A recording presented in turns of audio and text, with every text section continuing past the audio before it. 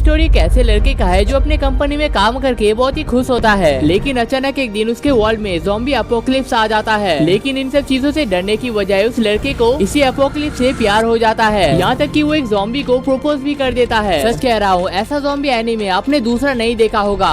Anime की शुरुआत में हम अपने मेन कैरेक्टर अकीरा को देखते हैं, जो टेलीविजन के सामने बैठकर एक ज़ॉम्बी फिल्म देख रहा होता है, जहाँ पर हजारों ज़ॉम्बीज मिलकर एक आदमी को मारने की कोशिश कर रहे होते हैं। और वो आदमी कहता है कि इससे बुरा जिंदगी में और क्या ही हो सकता है। लेकिन अकीरा कहता है कि ऑफिस में काम करने से तो ये बहुत ही बढ़िया है। तभी अकीरा टाइम को देख लेता है और कहता है कि कल तो मेरा जॉब है, लेकिन वहाँ पर जाने का मेरा कोई मन नहीं है। और तभी हम लोग अकीरा के रूम को देखते हैं, जो कि बहुत ही ज्यादा गंदा होता है। अब हमें 3 साल पहले का एक सीन दिखाया जाता है, जहाँ पर अकीरा एक बहुत ही बड़े से कंपनी में ज्वाइन करता है। अकीरा सबसे कहता है कि आप सबके साथ काम करके मुझे बहुत ही अच्छा लगेगा, और ऑफिस के सब लोग भी उसे बहुत ही अच्छे तरीके से वेलकम करते हैं। अकीरा यहाँ पर बहुत ही खुश होता है, क्योंकि उसे अपना ड्रीम जॉब मिल चुका है और वो अपने काम करने के लिए बहुत ही ज्यादा एक्साइटेड होता है। अब उसके बॉस उसे अपना डेस्क दिखा देते हैं। अब अकीरा वहीं पर जा ही रहा होता है, लेकिन उसकी टक्कर एक लड़की से हो जाती है और अकीरा को पहली नजर में ही उससे प्यार हो जाता है। तभी वो लड़की कहती है कि मेरा नाम साउरी है, और अगर आपको किसी भी चीज की जरूरत होती है तो आप मेरे से बेझिझक पूछ सकते हैं। अब अगले सीन में सब लोग मिलकर अकीरा की जॉब मिलने की खुशी में पार्टी कर रहे होते हैं, जहाँ पर सब लोग उसे पूछते हैं कि तुम किस कॉलेज में पढ़ा करते थे, तुम क्या क्या स्पोर्ट्स में खेला करते थे, और तुम्हारी कोई गर्लफ्रेंड है या नहीं। अब इन सब बातों को सुनकर अकीरा बहुत ही शर्मिंदगी फील करने लगता है। लेकिन तभी वो नोटिस करता है कि यहाँ पर साउरी भी आई हुई है, और वो उसे देखकर सोचता है कि मुझे इस कंपनी में बहुत ही अच्छे तरीके से काम करना है और साउरी को इम्प्रेस करना है। तभी अकीरा नोटिस करता है कि सब लोग अपने घर जाने के बजाय ऑफिस में वापस काम करने के लिए जा रहे हैं। असल में ऑफिस में इन्हें इतना ज्यादा काम दिया जाता है कि ये लोग एक दिन में उस काम को खत्म नहीं कर पाते हैं, और इसलिए उन्हें हर दिन ओवर टाइम काम करना पड़ता है। ऑफिस के पहले दिन ही अकीरा को सारी रात भर जाग के काम करना पड़ता है, जिस वजह से वो बहुत ही ज्यादा थक जाता है। लेकिन वो अगले दिन भी ऑफिस से नहीं निकल पाता है, और ऐसे ही लगातार 2 दिन काम करने के बाद फाइनली वो अपने घर जा पाता है। लेकिन घर पहुंचने के थोड़ी देर में ही उसका अलार्म बजने लगता है, जिसे देखकर वो बहुत ही ज्यादा डिप्रेस हो जाता है। लेकिन वो अपने आप से कहता है कि मैंने खुद ही इस जॉब को सेलेक्ट किया है, तो इस जॉब को अब मुझे ही करना पड़ेगा। जिसके बाद वो फुल मोटिवेशन के साथ रेडी होने लगता है और अपने ऑफिस में पहुंच जाता है। असल में इस ऑफिस के वर्कर्स को छुट्टी भी दिया जाता है, लेकिन उनके ऊपर काम का प्रेशर इतना ज्यादा होता है कि वो लोग इस छुट्टी को कभी एंजॉय कर ही नहीं पाते हैं। इनके बॉस बहुत ज्यादा रूड होते हैं और सारे एम्प्लॉयज को एक्सप्लॉइट करते रहते हैं। लेकिन यहाँ पर कुछ अच्छे वर्कर्स भी होते हैं जो अकीरा की मदद करते हैं, लेकिन ज्यादातर वर्कर्स सिर्फ डिप्रेशन में रहते हैं और सारा दिन सिगरेट्स और कोल्ड ड्रिंक्स खा के बिता देते हैं। ऐसे करते हुए इस कंपनी में अकीरा के 2 साल निकल जाते हैं, और अब उसे ये तक पता नहीं होता है कि आखिरी बार उसने कब नहाया था। तभी उसके बॉस आकर कहता है कि आज एक एम्प्लॉय ने उनके यहाँ पर काम छोड़ दिया है, जिस वजह से उसका काम भी अकीरा को करना पड़ेगा। अब अकीरा सोचने लगता है कि उसे अभी जिंदगी को खत्म कर देना चाहिए, लेकिन तभी उसके पास साउरी आ जाती है और कहती है कि तुमने तो कुछ भी खाना नहीं खाया है, और इसलिए वो अकीरा को एक जूस का कैन दे देती है। असल में साउरी एकलौती होती है जो अकीरा की यहाँ पर मदद करती है, लेकिन अकीरा उससे कभी भी अपना फीलिंग शेयर कर नहीं पाता है। लेकिन तभी हमें पता चलता है कि इसका बॉस किसी जानवर से कम नहीं है, क्योंकि वो हमेशा साउरी का फायदा लूटता है।